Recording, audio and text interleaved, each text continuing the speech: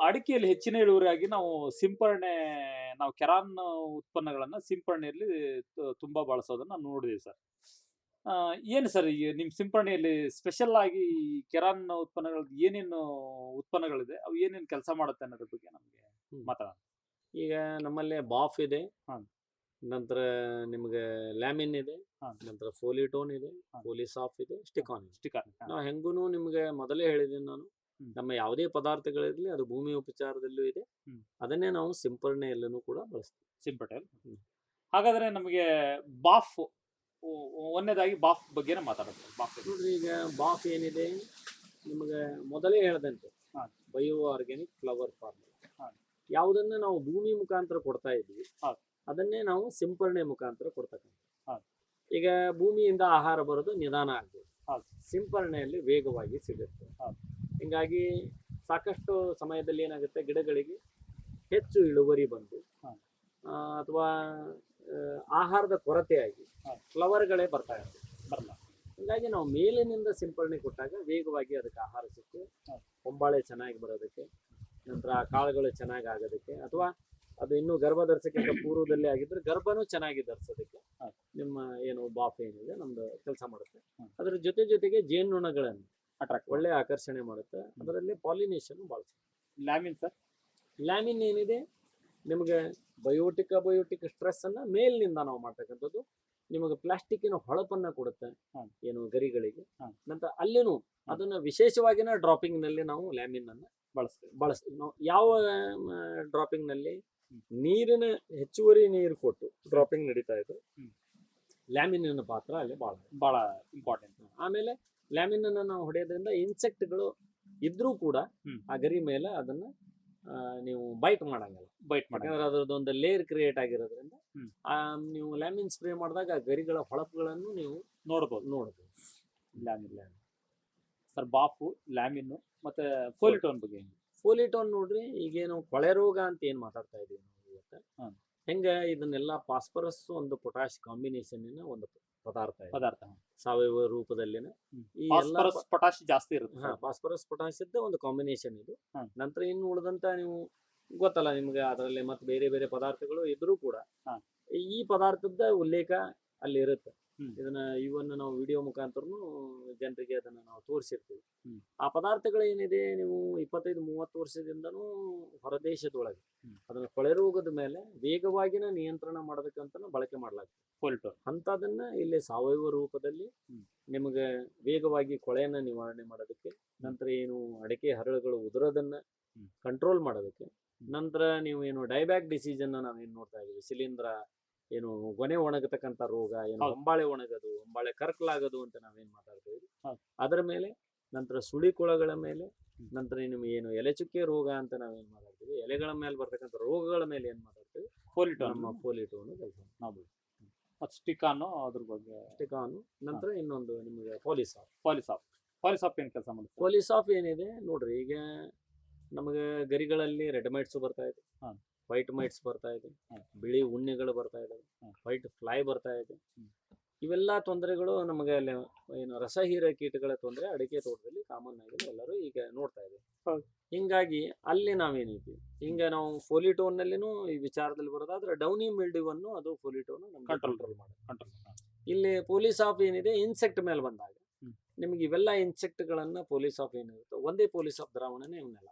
ಹ್ಮ್. ಈಗ ಬೇರೆ ಬೇರೆ ದ್ರಾವಣ ಅಲ್ಲ, ಒಂದೇ ದ್ರಾವಣದಲ್ಲಿ ಇವೆಲ್ಲವನ್ನು ಹ್ಮ್. ವಾಶ್ಔಟ್ ಮಾಡ್ತಕ್ಕಂಥದ್ದು, ಕಂಟ್ರೋಲ್ ಮಾಡ್ತಕ್ಕಂಥದ್ದು.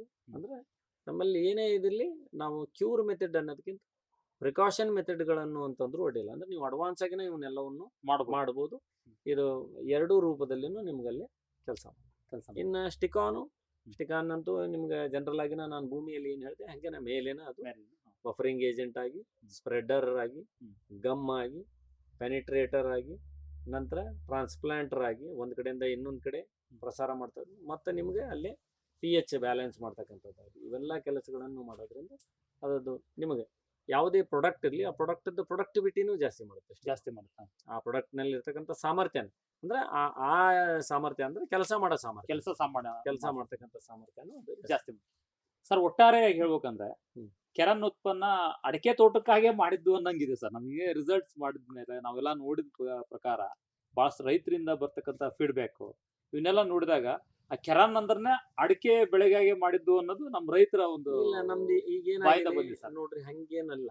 ಹಾ. ಅದು ಎಲ್ಲಾ ಪದಾರ್ಥದಲ್ಲೂ ಇದೆ. ಮಹಾರಾಷ್ಟ್ರ ನಮ್ಮ ಕಂಪನಿ ದಾಳಂಬರಿ ಮೇಲೆ ಕೆಲಸ ಮಾಡುತ್ತೆ, ಹಾ. ಕಬ್ಬಿನ ಮೇಲೆ ಕೆಲಸ ಮಾಡುತ್ತೆ, ಹಾ. ದ್ರಾಕ್ಷಿ ಮೇಲೆ ಕೆಲಸ ಮಾಡುತ್ತೆ. ಹಾ. ಹಂಗನ ನಾವು ಸಾಕಷ್ಟು ಈಗ ಇಲ್ಲ ಸರ್, ಅದು ಹೆಂಗೆ ಅಂದ್ರೆ ಹಾ.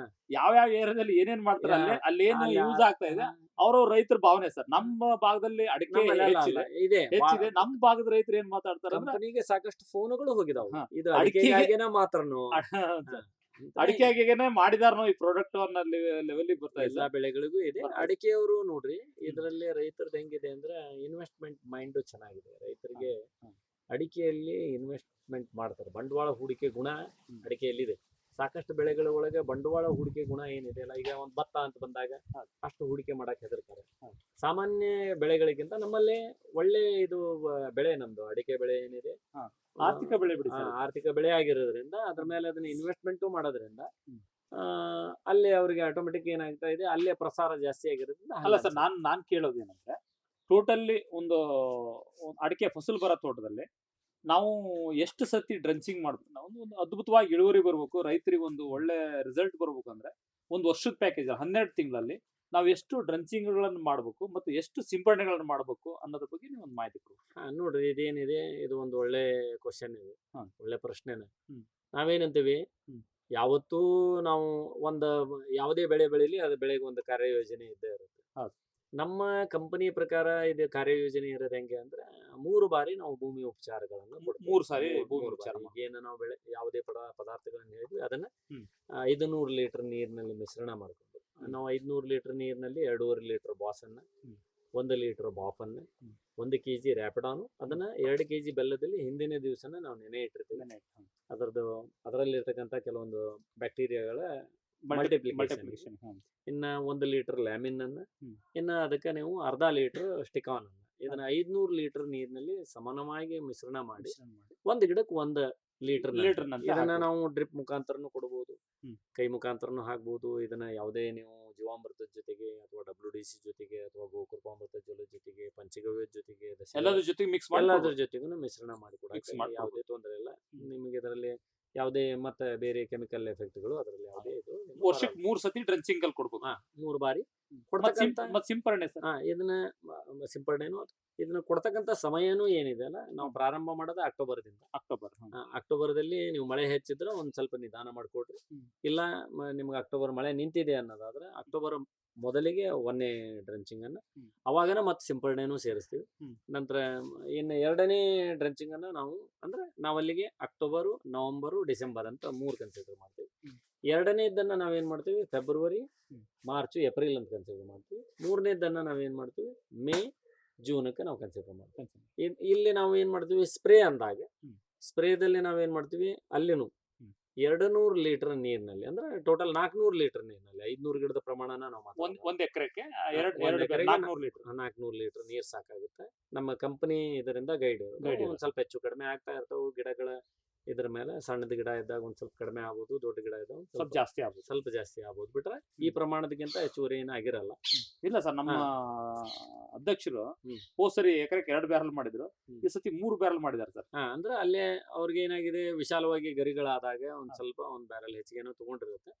ಅಲ್ಲೇನಾಗುತ್ತೆ ನಿಮ್ಗೆ ಅಲ್ಲೇ ನಾವು ಕೊಡೋದೇನು ಅಂದ್ರೆ ಎಲ್ಲ ಅರ್ಧ ಲೀಟರ್ಗಳನ್ನ 200 ಲೀಟರ್ ನೀರಿನ ಪ್ರಮಾಣಕ್ಕೆ ನಾವು 2.5 ml ಪರ್ ಲೀಟರ್ ಅನ್ನಲ್ಲಿ ಕಾನ್ಸೆಪ್ಟ್ ನಲ್ಲಿ ಒಂದ್ 1/2 ಲೀಟರ್ ಬಾಫ್ ಅನ್ನ, ಒಂದ್ 1/2 ಲೀಟರ್ ಫೋಲಿಟೋನ್ ಅನ್ನ, 1/2 ಲೀಟರ್ ಪೋಲಿಸಾಫ್ ಅನ್ನ, 1/2 ಲೀಟರ್ ಲ್ಯಾಮಿನ್ ಅನ್ನ, ಮತ್ತೆ 1/4 ಲೀಟರ್ ಸ್ಟಿಕಾನ್ ಅನ್ನ 1 ml ಪರ್ ಲೀಟರ್ ಆಗಿ ಕೊಟ್ಟಿರ್ತೀವಿ.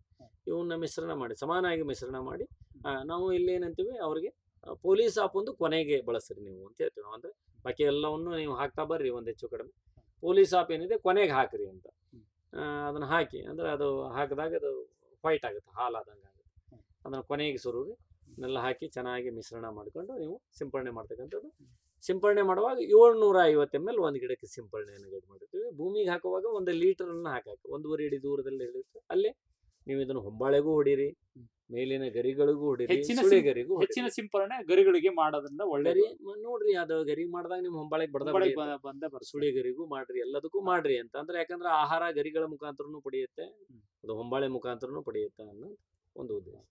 ಇದೆಲ್ಲ ಮಾಡೋದ್ರಿಂದ ಅಡಿಕೆಯಲ್ಲಿ ಅದ್ಭುತವಾದ ಇಳುವರಿ ಬಂದಿರುವ ಸಾಕಷ್ಟು ನಾವು ದಾಖಲೆಗಳನ್ನು ನಂತರ ಸಾಕಷ್ಟು ನಾವು ಇದ್ರ ಜೊತೆಗೆ ವಿಡಿಯೋಗಳನ್ನು ಜೀವಾಮೃತ ಪೋಷಕಾಂಶ ದ್ರವ್ಯ ಎಲ್ಲವನ್ನೂ ಮಾಡಕ್ ಅವಕಾಶ ಇದೆ.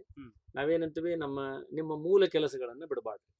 ನಿಮ್ದು ಏನೇ ಕೆಲಸ ಇರ್ಲಿ, ನೀವು ಸಗಣಿ ಗೊಬ್ಬರ ಹಾಕ್ತಾ ಇದ್ರೆ ಹಾಕ್ರಿ, ಅಥವಾ ನೀವು ಕುರಿ ಗೊಬ್ಬರ ಹಾಕ್ತಾ ಇದ್ರೆ ಹಾಕ್ರಿ, ನಂತರ ನೀವು ಕೋಳಿ ಗೊಬ್ಬರ ಹಾಕ್ತಾ ಇದ್ರೆ ಪ್ರಮಾಣಗಳನ್ನ ಕಡಿಮೆ ಮಾಡ್ರಿ. ಅಂದ್ರೆ ನಮ್ದು ಹಾಕ್ತಾ ಇರ್ತೀರಿ, ಅದನ್ನು ಹಾಕ್ತಾ ಇದ್ರೆ ಪ್ರಮಾಣ ಉಳಿಸ್ತಕ್ಕಂಥ ವ್ಯವಸ್ಥೆ, ಎಷ್ಟು ಉಳಿಸ್ಬೇಕು ಅನ್ನೋದನ್ನ ನಮ್ಮ ಎಲ್ಲ ಮಾಹಿತಿಗಾರರು ಏನಿರ್ತಾರೋ ನಿಮ್ಗೆ ಅಲ್ಲಿ ಹೇಳ್ತಾರೆ.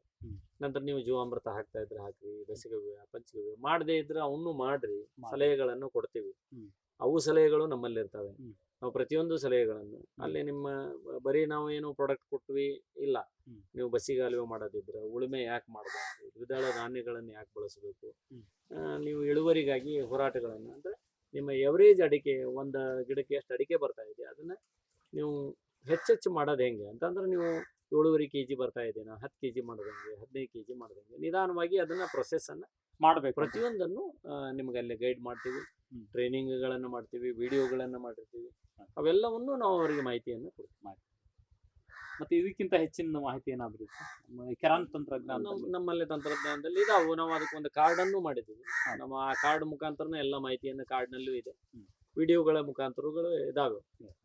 ಅವೆಲ್ಲವನ್ನು ನೀವೀಗ ಪ್ರಾಡಕ್ಟ್ನಲ್ಲಿ ಹೆಂಗಿರುತ್ತೆ, ಪ್ರಾಡಕ್ಟ್ ಹೆಂಗೆ ಯಾವ ರೂಪದಲ್ಲಿ ವಿಚಾರ ಮಾಡುತ್ತೆ ಅನ್ನೋ ಕಾರಣಕ್ಕೆ ನಾವು ಅದೊಂದು ವಿಚಾರನ ನಿಮ್ಮ ಜೊತೆಗೆ ನಾವು ಶೇರ್ ಮಾಡಿದ್ವಿ. ಯಾಕಂದ್ರೆ ನಿಮ್ಮ ರೈತರ ಇದ್ರ ಮೇಲೆ, ಅವರ ನಿರೀಕ್ಷೆ ಮೇರೆಗೆ ಅವರು ಈಗೇನು ಕೇಳ್ಕೊಂಡಿದ್ದಾರೆ, ಅವ್ರ ರಿಕ್ವೆಸ್ಟ್ ಮೇಲೆ ಈ ಮಾಹಿತಿಯನ್ನು ನಾನು ನಿಮ್ಗೆ ಶೇರ್ ಮಾಡ್ತೀನಿ. ಖಂಡಿತ. ಮತ್ತೇನು? ಧನ್ಯವಾದಗಳು ಸರ್. ಧನ್ಯವಾದ.